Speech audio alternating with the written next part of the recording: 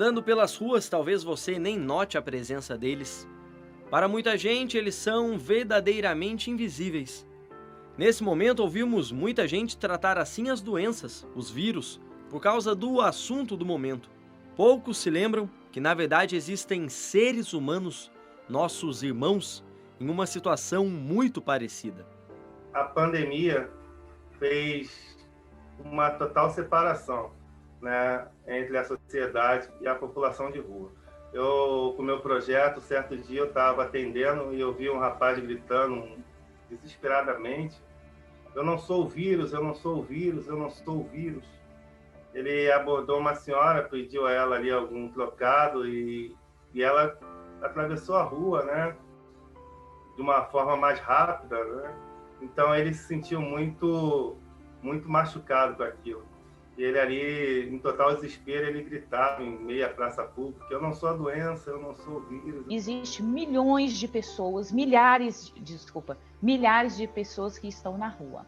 Essas pessoas, elas eram invisíveis na nossa sociedade. Mas com a pandemia, esta população, ela realmente ficou visível. Porque como a população em situação de rua, ela mistura com todos nós, então a gente não enxerga. Ou a gente faz de conta que a gente não enxerga. Ou nós não queremos enxergar. A estimativa do IPEA, o Instituto de Pesquisas Econômicas Aplicadas, é de que cerca de 100 mil brasileiros vivam nas ruas atualmente. Na cidade de São Paulo, onde vive quase um quarto dessas pessoas, houve um aumento de 50% nesta estatística nos últimos 4 anos. Imagine você uma situação que a gente viveu, né, em Manaus. O pessoal está nos abrigos, e esse abrigo a pessoa só pode ficar à noite. Só pode ficar à noite. De manhã você toma um pequeno café e tem que ir para a rua. E como é que você vai para a rua nessa situação de isolamento? Depois, quando você vai voltar, quando você volta, você só tem um copo também de uma sopa, né, quente para você tomar e dormir. Então, essa população acaba também migrando para a rua, porque, queira ou não, às vezes a rua é muito mais solidária, né, quem está na rua, né? Então, é uma situação de crescimento, né, das pessoas que estão vivendo essa situação nas ruas e que exige de nós uma atenção maior. O Léo viveu isso na pele por 6 meses. Depois de enfrentar dificuldades pessoais e familiares, resolveu viver nas ruas, onde sentia que não causaria mais problemas a ninguém. Eu fiquei na rua durante 6 meses. Eu fui levado pela dependência química. Eu usei drogas durante 20 anos. 17 anos de cocaína, 3 anos de crack. A dependência química se instalou na minha vida aos 21 anos, quando eu perdi um filho de 5 meses de vida, dia 20 de maio de 2003, assassinado pela mãe. Foi quando eu mergulhei no mundo das drogas. E aos 35 eu tive uma overdose em frente à minha mãe. Foi quando eu decidi, já que é para sofrer, que eu sofro só.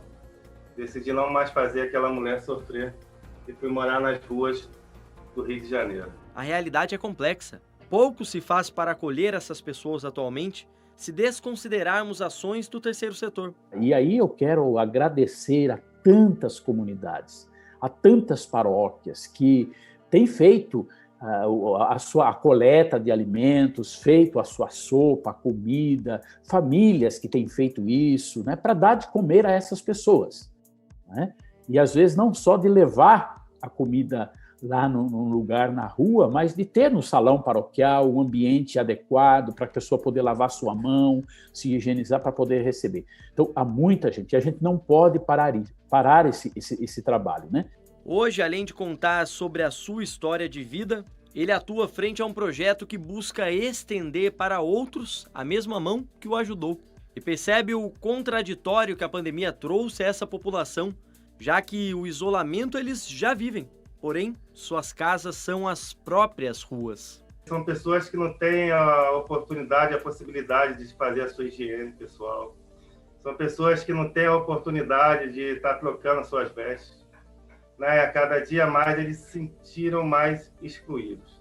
Né? A chegada da pandemia fez aquelas pessoas ficarem mais juntas uma das outras, né? Enquanto a regra é não se aglomerar, a população de rua se aglomera para se proteger, né? Porque você está ali exposto à calçada a todo tipo de violência. É muito contraditório, né, a política do nosso país e toda a situação que a gente vai vivendo, né?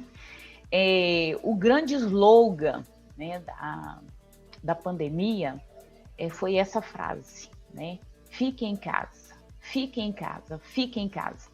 E nós, cidadãos civis, a gente também usou essa frase com um argumento, com uma prepotência, mas enorme mesmo, né? A população em situação de rua já vivia uma situação muito difícil no Brasil, não é? Primeiro, a questão da moradia. Então, de repente, vem a pandemia e diz, agora vocês têm que ficar cada um na sua casa. Como é que um morador de rua ia para uma casa se ele não tinha casa ou não tem casa para morar? A casa é a rua. A outra questão é justamente a questão da higienização, do distanciamento. Como fazer isso, por exemplo, nos albergues, né? Como fazer isso na própria rua, quando você está vivendo na rua. A alimentação até que é um fator mais fácil, porque muita gente se dispõe na distribuição de alimentos. Agora, a questão da moradia, este é realmente uma grande dificuldade porque passa a população em situação de rua. Olhando mais especificamente a população de rua, né, quem não tem moradia tá mais... A gente pode imaginar que o status imunológico da pessoa, que é uma característica muito importante também, deve se encontrar relativamente debilitada, né? O status nutricional, tudo isso interfere em como um organismo reage perante uma infecção viral qualquer, nesse caso de um vírus com potencial de causar danos, né? Ou mesmo de levar à morte, como o SARS coronavírus.